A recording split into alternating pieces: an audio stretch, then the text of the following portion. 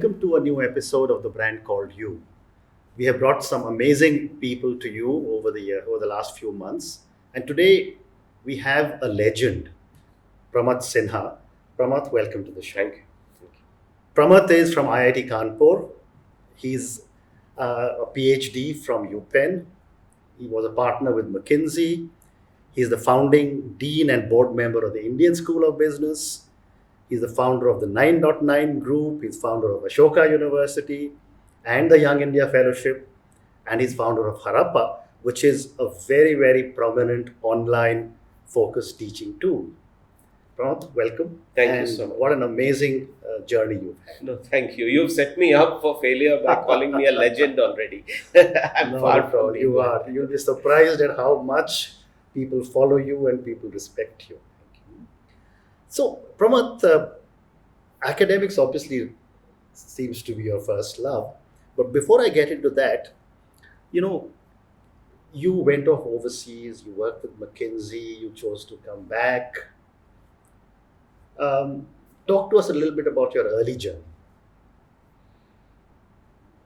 Well, I grew up here in Patna, small town, had a happy childhood in those days. Things were not as crazy as they are even in these small towns. Correct. Went to a good school, got very strong grounding there. Then, of course, I got onto the same treadmill that unfortunately young people, even today, it's become worse. You do well, people say you should do science, you should become a doctor, engineer, take coaching, get into IIT. Whether you like it or not, you just go through it. So I think those were the years when I was basically doing what everybody else was doing. I think the journey took a big twist in my last semester or year at IIT, where we can talk about that later, where I somehow regained an interest in pursuing academia and went to the US. And that was a very foundational and transformative experience, going to a liberal arts university and experiencing the quality of education and the choice and the flexibility and the putting learning back into the students' responsibility. That was actually very formative. And then becoming an academic subsequently, which was what I thought my career would be, became very disappointing because I was so spoiled by the UPenn experience. Luckily for me, McKinsey happened, and that has been a big part of my journey. I think McKinsey in those days, and I think still, was a very transformative personal experience, encouraging you to sort of really push yourself from a personal growth perspective. And that gave me the opportunity to build these institutions. Working with Rajat Gupta, who was the head of McKinsey at that time, has also been a very formative experience, which gave me the courage to take on these projects. And Rajat, having had, I guess, 20 more years on me, was able to show the way and give me the confidence. And then your first venture with him was ISB, isn't it? Yes, so he got me involved in ISB very early, and funnily enough, when I think about it, I tried to get out of it because I had been doing a project in building a university for a McKinsey project in Malaysia. Most people don't know that. My first foray into building educational institutions was for Prime Minister Mahathir, who's now come back. And so we started out as a McKinsey project, helping him with transforming the Malaysian economy. And as part of that project, one of the enablers was to set up a new university. It's called Multimedia University. It's in Malaysia. It has 8,000 students. In Kuala Lumpur? Or? Yes, just outside Kuala Lumpur, in this area called Cyberjaya, which we also were instrumental in planning and setting up. So, but at that time I didn't quite see this as something I was going to get into. It was part of a larger project of the economic development of the country, and because I had a PhD, people said, "Acha, you do the university part." But then what happened was once we did the plans and started to build that out, and they then kept calling me back to review progress, even though I was in India by then. And that's when Rajat caught me in the office one day and said, I have this meeting with the IIT Delhi director. We have to come up with a plan for building a business school for IIT. And do you have started with a business school for IIT? Yes. ISB was really going to be another business school at an IIT. By then IIT Bombay and IIT Kharagpur both had business schools. The Shailesh Mehta school in Bombay and the Vinod Gupta school in Kharagpur. I think I got that right, or maybe it's the opposite. Yeah. So both were alums who had funded and given donations to set up B schools. And the IIT Delhi director at that time, V.S. Raju, had been a professor of Rajat's, and Rajat was getting the Distinguished Alumnus Award. So during that period, he suggested to Rajat that, hey, why don't you help us also with a B school? Look, all your other fellow alums at Kharagpur and Mumbai are setting up B schools, and you've become head of McKinsey, and you're a trustee at Harvard Business School and Kellogg and so on. So anyway, that's how the idea of the business school was born. And one day in the office, Rajat ran into me and he said, what are you doing? I said, I'm in Malaysia. What are you doing in Malaysia? I'm doing XYZ. And he said, oh, you're an academic and you're saying, hey, help me set up, put some. And I tried to get out of it saying, listen, I don't have an MBA and you're talking about a business school. I never did an MBA, so I don't know anything about B schools, what I'm doing in Malaysia as an engineering school. And he said, no, but that's a good thing that, you'll come at it from a fresh perspective. So, these leaders are masters of, turning the argument on your back to you. Correct. And probably picking the right people, which I think you've also been doing in all your ventures. That's what I learned from him. Correct. In those years. So, and how did you choose Hyderabad as the location for ISB? So that's a long story. At some point, what happened was that we found that we couldn't build the kind of institution we wanted to build in the constraints of the IIT system. And so we decided to come out of the IIT system and build a private B school. The obvious choice was Bombay. And this is all documented in a book I wrote about this. But we were going to be in Bombay for the longest time. We had a site in Bombay. We had architects plan the thing, and we were going to be in the Gargar Hills area in Navi Mumbai. But then we got hit very hard by a requirement for reservation by Balasaheb Thackeray in those days. We had gone to meet him to ask for some concessions on the user charges that Sidco was asking us for building the campus. And people thought that we could approach him. The Shiv Sena government was in power. And when we went to him, he said, of course, we'll help you. But by the way, 50% reservation for Maharashtrians on administration and faculty. And then I don't remember the exact numbers, but some similar. And then we just were shocked that it was not just reservation, but reservation for people from Maharashtra if we were going to be in Maharashtra. Then we were forced to move out. We then had an opportunity to go to Khadakwasla, but that was still Maharashtra. But at that time, we were really looking to put some pressure on the Maharashtra government. We had no intentions of going anywhere else. Most of our donors were from Bombay.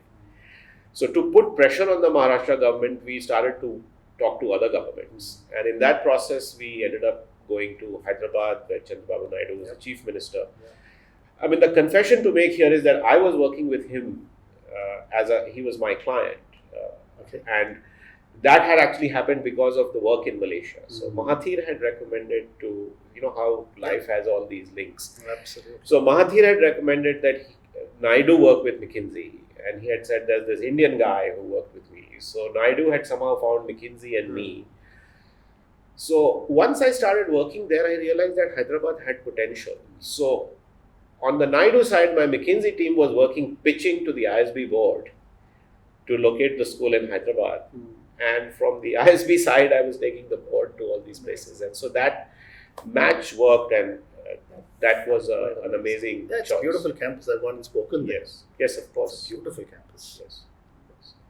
And Naidu really helped us in creating an institution. He then brought in Abdul Kalam as the president-elect for our first convocation. He was instrumental at that time in getting Atal Bihari Vajpayee for our inauguration. Amazing. So that just put us on a different level. Yes. So, and all this was happening while you were with McKinsey, and then after that you decided to become an entrepreneur. Yes. How did you decide to make this transition? Yeah. It's an interesting question, which I haven't had a chance to talk about very much. But you see, what happened was when you were in McKinsey, I was an outlier at McKinsey. I didn't have an MBA. I was recruited as part of a diversified recruiting program. I was treated as the same way as African Americans and women. Mm-hmm. And my category was non-MBA. Okay. So McKinsey had this category. But when I got there, I was, you have this very strong imposter syndrome that I'm not trained to be a business guy. I've never been a business guy. And here I am advising people on how to run their businesses. So obviously I'm not qualified and I'm an imposter. So let me just stay in this comfort zone, because in the label of McKinsey, you can keep giving advice even though you know nothing about what you're doing. Correct. Obviously I'm exaggerating the point. McKinsey does teach you a lot of your track record speaks volumes. I think you're being very modest about it. No, but what happened was that when I did ISB, I realized that I was not really a consultant. I was a doer, and I enjoyed doing things. And I reflected on my early childhood, when my father would just give me projects all the time. And while he would always tell us not to do business, he was actually engaged in a business. I didn't realize that till much later in life. He had a printing press, he had a shop, and we would market his books as kids, and I would go buy paper. So later on, when I realized that actually I have been part of an entrepreneur family, though we never talked about it. So I could see why I enjoyed that whole ISB experience. And then when I went back to McKinsey, it was not the same. But even then, the parents drilling in that business is bad, don't become a businessman, and your uncle burnt up so much money, and so lost their shirt. So you still have this fear. So the next best thing was that I became the CEO of one of my clients. The Anand Bazar Patrika Group offered me the job. And in McKinsey, we used to all take pride in the fact that one day we'll go and run our own organizations and we'll become CEOs. However, that, while it was very attractive, was a bit of a rude shock. I was actually not so great as a CEO trying to transform a company. I was in a hurry. There were clashes with the owners. And I realized that I was spoiled. I realized that I had become, with 13 years in the consulting world, I had become my own person. I wanted to do things my own way. And I had to accept the fact that I was quite set in my ways. That's when I realized that, I really need to be on my own. It's going to be very difficult for me now to work with someone else and be an employee because I am spoiled. I don't have to be arrogant about it, but I have to accept the fact that there are certain things that I can only do myself. And that's when I said, let's start something. Young India Fellowship started. No, so then I started 9.9. Oh, then you started 9. Okay. Yeah. So Young India Fellowship came almost 5 years later. Okay. Yeah. And what was the hypothesis for 9.9? So I know you had magazine, because I followed you since then. Yes. And so the hypothesis at 9.9 was actually, looking back on it, a little bit of a forced hypothesis. And it's been one of my big entrepreneurship lessons. So what happened was I had to leave ABP in a half. And this has happened to me a couple of times in my career where things, things don't go well. You think you're in the right place and then things don't go well. And so you get out. And then you're left with nothing. And I say, okay, where do I start? So I left. I was left with nothing. And then it was like, okay, I do want to do something on my own. What do I do? I was also feeling like responsible to some of the people I had recruited at ABP. They left. I said, okay, let's join together. So there was 5 of us trying to build a business.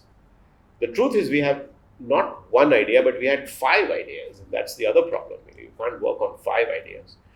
So as we were mulling through what to do, I think we made, in retrospect, a big error, which is that you don't become an entrepreneur by being a professional to an idea. Right? So we were really a bunch of professionals looking to do something rather than people who had an idea and said, we want to do this. Yep. So one of the former bankers at ABP who had brought a deal to us when I was at ABP came back and said, hey, there's this company that we were trying to sell. It's still available. Why don't you guys take it over? We haven't been able to sell it. It's available at an attractive price. You turn it around and make this the kernel of your business. Now, again, I hadn't lived down my McKinsey experience and I hadn't quite learned the entrepreneurial sort of DNA. So I said, oh, this is a great idea, take something, turn it around, make a business out of it. So we chanced upon, or we forced ourselves to become entrepreneurs in the specialty media space. And we continue to do that. I mean, the brands I acquired, Digit and CIO and so on have done well. But it was a force fit. And I don't think you can be a forced fit entrepreneur. And I look back on it and the fun that I had building ISB or with Ashoka or now with Harappa, the difference is that these are things that I'm passionate about. I really believe in it. Yeah. There it became a little bit of an idea that was given to me. And then I had to do it because, I had investors and so on. So that's a big lesson that I've learned that, don't do entrepreneurship on the back of somebody else's idea or somebody else's business. So moving now to Ashoka. I mean, I know I've seen you grow it. Lots of friends are involved with you. I mean, in such a short period of time, you have made Ashoka into, if you'll permit me the liberty, the premier university in liberal arts in this country. It's probably the most sought after university for young people. What have you done that has worked so well? I mean, one of the ingredients is Pramath Sinha himself, but what else have you done? No, so the first thing I should correct is that it's not Pramath Sinha. I think, and I'm not just being humble, I think Ashish Dhawan, Sanjeev Chandani, Vineet Gupta, I have been principally involved. There have been others also, and there are quite a few of them. So the credit really does go to the 4 of us, not just me and the group. And they've been all very, very helpful in pulling this together. However, I would say that for my part, the big contribution really was the learnings that came out of ISB. And also the personal experience that I had had through my education and being an academic and a failed academic. Because I did do a PhD, I did work as an academic, but wasn't successful, then joined McKinsey. So that cumulative experience has been very valuable. And what were some of these key learnings? So I'll tell you, there were quite a few, but I'll try and highlight a few. See, one of the things that people don't realize is that university education is very different from school education. Correct. So at least this is I'm not an expert, but this is my impression. I've read a little bit, watched things happen a little bit. School education was always supposed to be to a little bit force things down a kid's mind to say, hey, you need to learn how to spell, you need to learn how to count, you need to learn how the, stars go around the sun, and astronomy and so on, geography. Learn the name of the 9 planets. Correct. So there's something and that's what school is. I mean, it's more than that, but for a minute. Sure. College was always to help you find yourself. It was to help you find your own voice. It was to help you find your purpose. It was to help you become your own self and take responsibility for your actions. For what you want to do. I think as the world has progressed and economic progress has taken place and skills have advanced, a lot of college has become about building skills. In our country, I think the focus on building technical capabilities after independence, again, our whole education system was in a way destroyed, which is very unfortunate. We went whole hog into setting up IITs, IIMs, and technical education and skilling became a big part of creating a technocracy. Somewhere we forgot, and this is not just India, around the world, what has happened is college education has become much more about training people for the workforce. And this is the difference I felt when I went from IIT to Penn. Suddenly I realized I had choice. At IIT, because of my JEE rank, I wanted to study in Kanpur because in my days it was the best IIT. I had friends there. But I could only study metallurgical engineering because of my poor rank according to the norms of that time. Now, I studied 4 years of metallurgical engineering with no interest in it. Now, technically, IIT would tell you that, oh, you could have changed. But to change the discipline, you had to pass another exam, which was even more difficult. So what people would do, and people do this in competitive exams in India, they would drop a year, go back and take the exam again, improve the rank, and then come back and do some other department which they would now deserve. And still not be able to get to the top because, you can't. So here I was, having gone through 4 years of something that was forced on me. And there I go to Penn, which is, by the way, a liberal arts institution, which I didn't really understand what it was. So there's an engineering school in a liberal arts place. How does that work? And then when I went to take the classes, people said, I said, what do I have to study? And they said, you decide. I said, what do you mean I decide? They said, yeah, you can take a course anywhere. And there are some requirements. And of course, in postgraduate education, there's more flexibility even in India. But the essence was that, going back to my point about discovering yourself and voice, college education does that by giving you choice, by making students pick, by making students understand that, hey, if you don't know what you're going to do, that's normal. You're not confused. You actually have multiple options. This is your age to explore and try. And if you don't like something, then switch. And if you fail at something, that's a very valuable part of your education.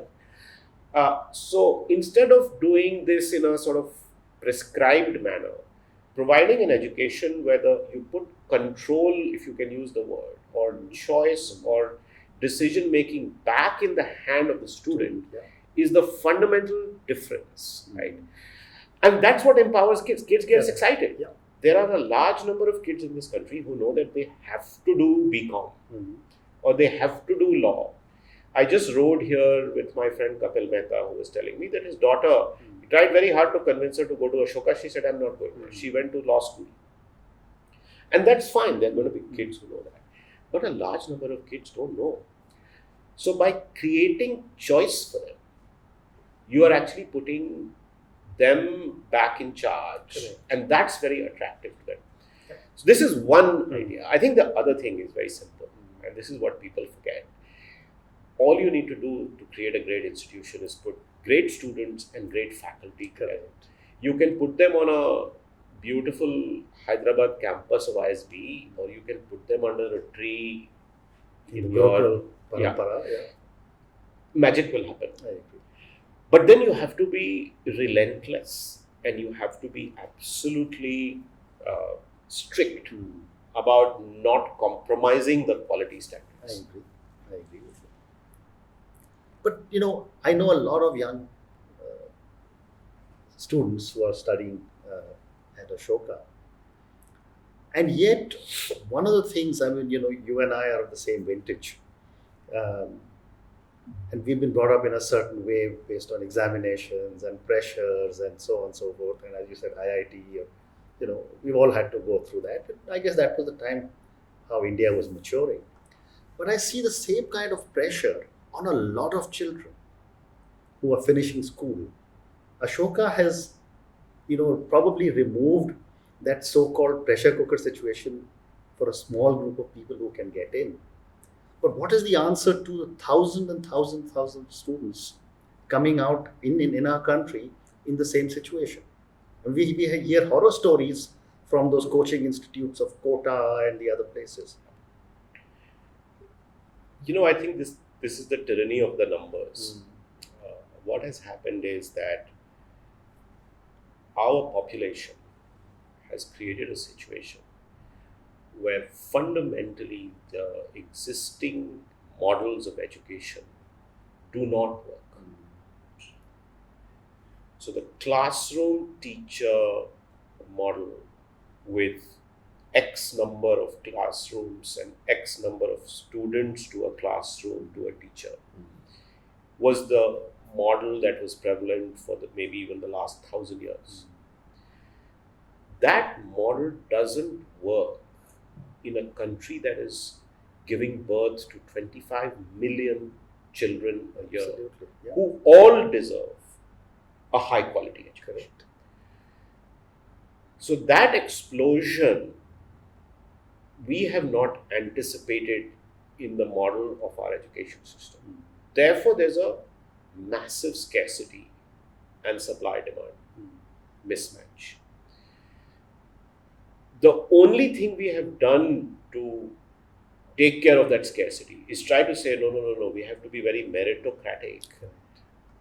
Otherwise, people will take advantage of the supply-demand misgap. These black marketeers will set up universities and gouge students, which is happening. So then to control that, from there to be a runaway bad situation, we say, no, we'll control this. So we put in lots of controls, but those controls are meant for the worst offender. Yeah.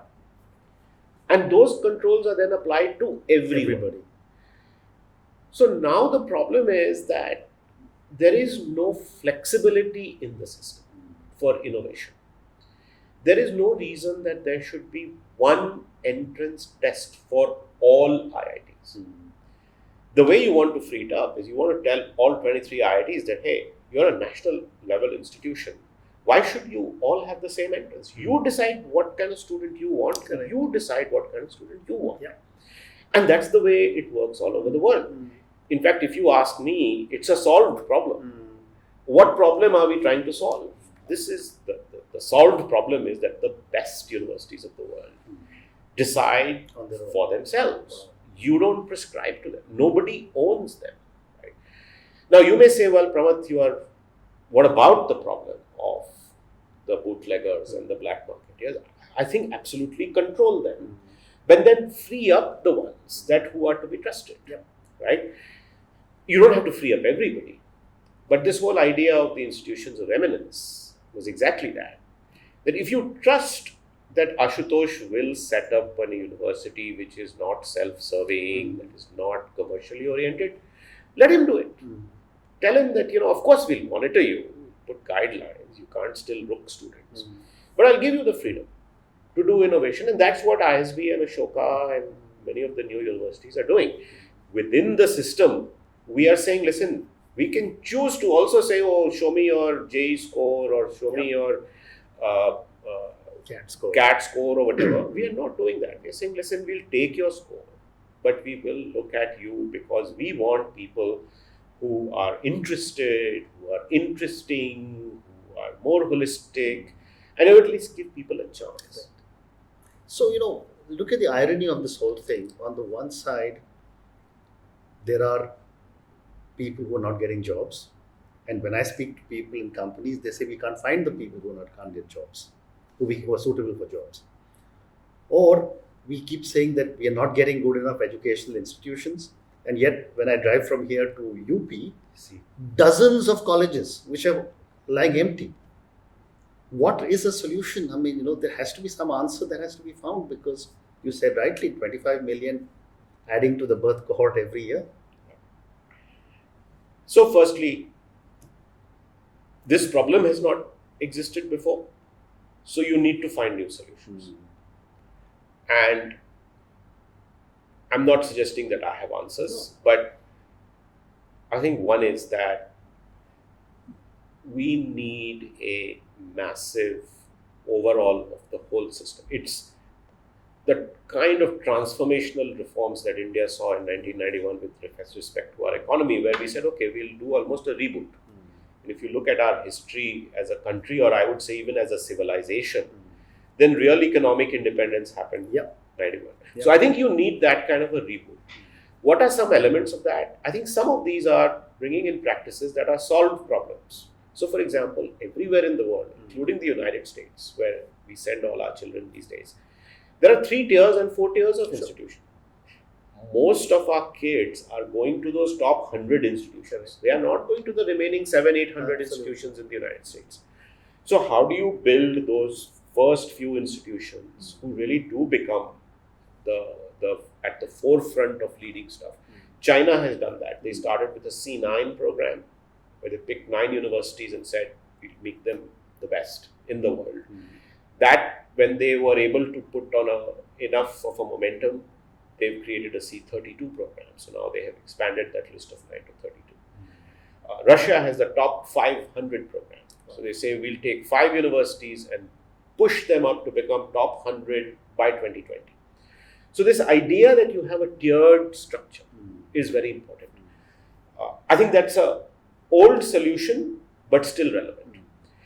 I think the second is, and this is what I'm trying to do with Harappa, and let's see, if you look at my own example, I've been now doing this for about 20 years. If you add up all the institutions that I'm involved with, the total intake a year will not cross 3,000. And I'm talking about a dozen institutions in India that I'm associated with. Now, you can't have impact in this old bricks and mortar model. So the answer does lie in using technology smartly. And you haven't seen that happen. The effort so far, I mean, it's the equivalent of the IGNOU. You'll be surprised how many people take IGNOU degrees just to somehow educate themselves. And it's sad because, I've been looking at some of the content that is out there. It's not of the quality. So I do think that using technology in a blended, hybrid, pure, online, digital, call it what you will, model, is the only way you can reach so many people. Yes. And for us, it's like, oh, how can you replace classrooms with technology? But it's the same thing as automobiles and horse carts. It's the same thing as blackboard versus verbal learning. It's the same thing as books and laptops versus what was taught verbally. It's the same kind of transformation that is going to happen. Decades from now, people will take, online learning as normal as reading a book. That's true. So I've got one more question before we get into a few questions on you personally. Research. You went to do your research to the US. People always say that research is a driver for excellence in academics. And India, I think, I could be wrong, lags woefully behind in research. What can be done to improve research in our institutions? So this is again I think a solved problem which we have kind of ignored. You know what? We were known for research. And if you look at our scientists, even post-independence, there were the Boses and the Babas of the world who were world class. No doubt about that. The institutions we set up, the DIFR, the IISc, were all world class. And you know what? People don't realize that higher education and research is by definition an elite thing. Not everybody can't be getting a college education and everybody can't be doing research. And that's how other people have done it. Research, fundamental basic research, has to be supported by public funds. Public funds will always be under pressure. Now, you can get some private funds, but ultimately it's the large public good that comes out of research and therefore it has to be funded by. The commercial interests will never fund long-term fundamental research. It's a mismatch of objectives. Now, if you have scarce resources, you can't spread it. You have to concentrate it. Somewhere along the way in our philosophy, we started to democratize research. And we became uncomfortable with the idea that only some people will have access to this very high quality and that it will become elitist. Doesn't have to become elitist, but it is elite. It is limited to a few individuals. We as a country cannot afford to spread our resources. So now we've gone to an extreme situation where we require every institution and every faculty member to do research. And we are spreading our resources thin. So I think that is the problem. And I think that can only be solved if the government says, listen, please don't everybody want to do research. If you want to do research, go to raise funds from others. We will fund only these many institutions to do this research. And by the way, that's how the National Science Foundation in the United States works, even with all the resources that they have. This is how funding works in Canada, in Europe. Correct. A few people get research grants, a few institutions and a few people associated with those institutions get to do research grants. And of course, our industry, therefore, has also not really imbibed the innovation, and that's a whole different issue which we can talk about. But I think the taking scarce resources and concentrating them is the answer. I think we absolutely have the ability to do cutting edge research. So I've got only 2 more questions Yes. given our time. One question is from the perspective of your being an entrepreneur. What would your advice be to a lot of young people who want to start off as entrepreneurs? Well, 2 or 3 things. And this is not my own insights, but what I've learned from others. My friend Sanjeev Bikhchandani always tells me that you have to be solving a real problem. So don't become obsessed with some idea you came up with and then go around trying to fit that solution into look for a problem for your solution. Correct. So find a real problem to solve and let the solution draw customers or revenues or whatever. I think what has happened is in the current age with valuations and funding and so on, that people are quite happy to create numbers by throwing money at it. Correct. And they think that's what it is to build a business. I think building a business is still back to what it was earlier. What is the real problem? And do people get attracted to your solution as a pull rather than you pushing it? Absolutely. I think the only second thing I will say, and this came out of some of the work I used to do in McKinsey when the first .com bubble happened, we were trying to understand entrepreneurship. In the late 90s. Yes, in the late 90s. One of the things I remember being struck by in those days, I did a lot of interviews of successful entrepreneurs, is that entrepreneurship is also like a profession. So when you become an entrepreneur, it's not about the wonderful idea you have. In fact, in 99% of the cases, the idea you start with doesn't work. You realize very quickly that you hadn't thought it through, or it won't work. And now the word is pivot. So, you have to change. So you can't be wedded to the idea. You have to be wedded to the idea of entrepreneurship. Correct. That, I really want to build something. I really want to create an institution. I really want to have my own mark on the world and be driven by that. And of course, ideas will come and go, and you have to pick an idea too. Earlier I said that you are passionate about and you really feel strongly about. You shouldn't just take somebody else's idea. But don't be also so wedded to an idea that you realize that, okay, I will now go do something else. So a lot of people come to me and say, hey, I have this wonderful idea. I'm going to try it out. And you know what? If it doesn't work, I'll go back to a job. Then that gives me the first signal that this person shouldn't become an entrepreneur. That you should be prepared that idea will not work. And if you're saying, I'll go back to a job, then there's a good chance it won't work. Yeah. So that determination is very important. Very true. And my last question, Pramath. I love asking this to all my guests. Tell me your biggest learning from your biggest failure. My biggest Or your learning from your failure. So, I think the biggest learning that I've had is that when you fail, there are people who will blame you. And there are people who will make you feel like you stood up, that the problem is you, that you didn't do something or you did something bad because of what you failed. And you can contrast that with people who will say, okay, there's been a failure, let's solve for the failure. Let's take care of whatever the negative impact is of the mistake you made or what you did wrong.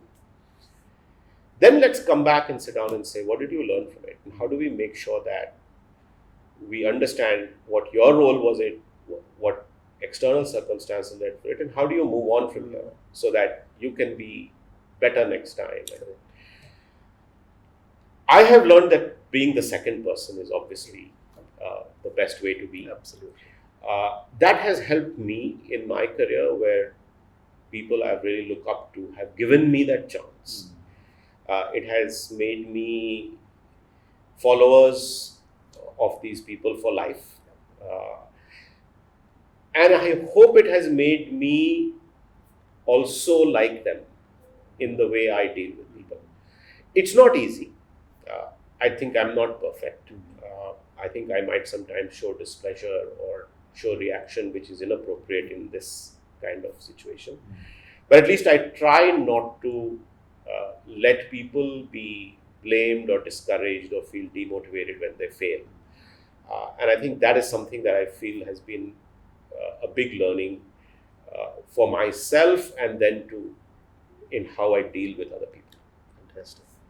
Pramath, thank you very much. Thank you. I think you have been absolutely incredible in how honestly you have shared so much. And I sincerely hope everything that you have done can be used at a national level. I think India will win if a lot of your ideas, and to use your own term, it's a solved problem. I love those two words, and I hope we can do it.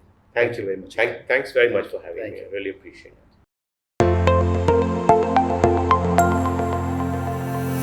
Thank you for listening to the Brand Called You podcast.